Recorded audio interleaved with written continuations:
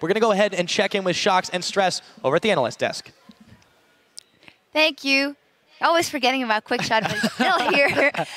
SK Gaming in this one, dotting the I's and I knew I would forget, crossing the T's. In that one, another win and just firmly being even more firm in that #1 spot for them. Although, again, in the early game, Gambit was able to not push them around a little bit, but control them. Yeah, definitely. And, you know, I want to expand on something that Stress touched on at the beginning of the game. Leading up till this week, SK Gaming had an average of 1,000 gold lead at 20 minutes. Average. Sometimes higher, sometimes lower. In this week's games, these two matches, SK Gaming is down 1,000 gold.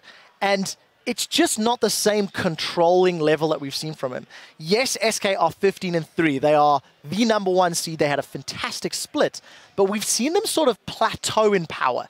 Every other team seems to be climbing up towards SK, but they're just not close enough to topple them yet. So it does set us up for some very interesting playoff matches, considering these other teams are growing in skill and closing that gap. The problem for the other teams, though, is post 20 minutes, you look at SK and it's business as usual for Given and Fox. Both of them, again, putting up double-digit kills and assists. And, you know, the strategy coming in from Gambit was the ban Graves or ban Lucian will take the Graves away.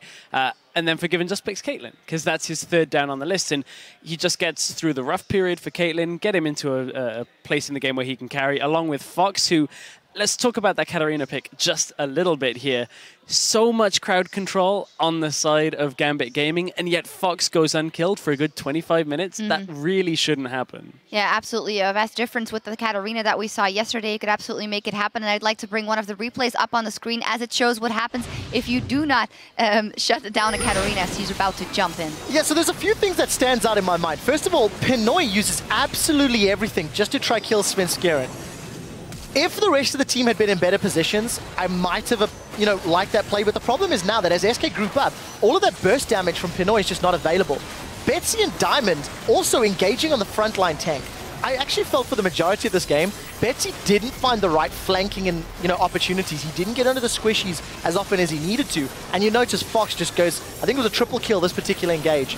Managed to dodge that flay from Thresh.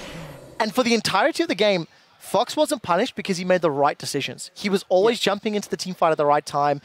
Freddy was just leading the charge every single engage. It just never felt like the rest of SK were making mistakes in team fights because they were really following really well. I'm glad you mentioned Freddy on Maokai. We've seen Cabochard yesterday going to that Maokai, and we may have made some jokes about it, but it is a solid pick. And if you see that they go for the first pick, Graves, and then give up Maokai and Nami, which I want to touch on in a second as well, even if it's not your preference, I don't really think that Diana worked in this one, and Maokai is such a solid pick.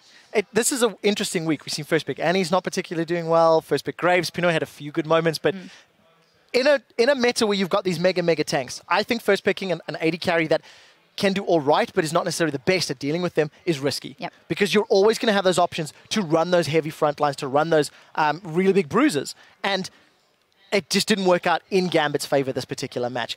I also think a little bit more pressure from Betsy and Cabochard on the flanks. Their vision game wasn't up to par, and they weren't getting in on the sides of SK because SK just ran headlong, and Gambit's like, well, we'll fight this way, why not?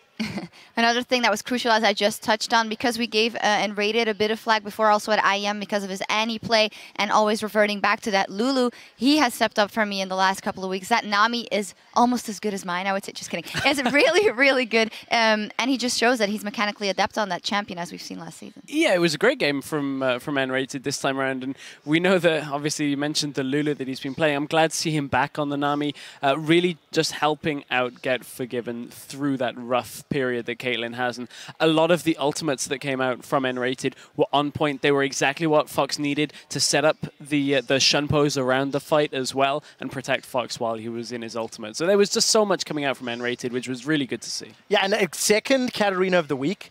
Second time we've seen Luden's Echo built second.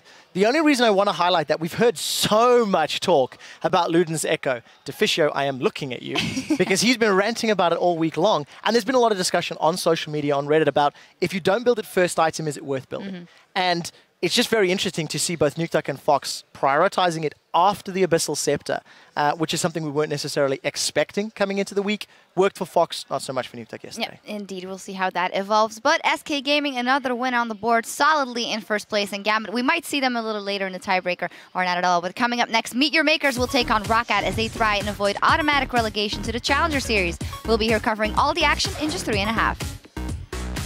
Is the tiebreaker tomorrow or what? No, it's after the games today. Yeah, after the games. If we lose, we play tiebreakers. If we win, we play tiebreaker No, too. we don't. There's I promise you, if we lose, there is no tiebreaker. There's already one guaranteed tiebreaker. Let's just win. It's easier if we win.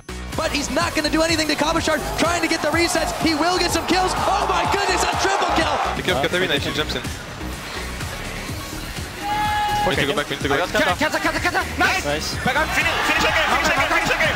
Back on, Nice. Ace in the hole onto Diamond. Meanwhile, they're looking for Svenskar, and in comes Fox. They make the play. They got the hook on him, and he's going to get Asanya's on. Edwards going down. Coming up with it. Pinoy will fall as well as Svenskar picks him off. The fight's going haywire, but SK, they might have just more in the tank. Fox just goes wild.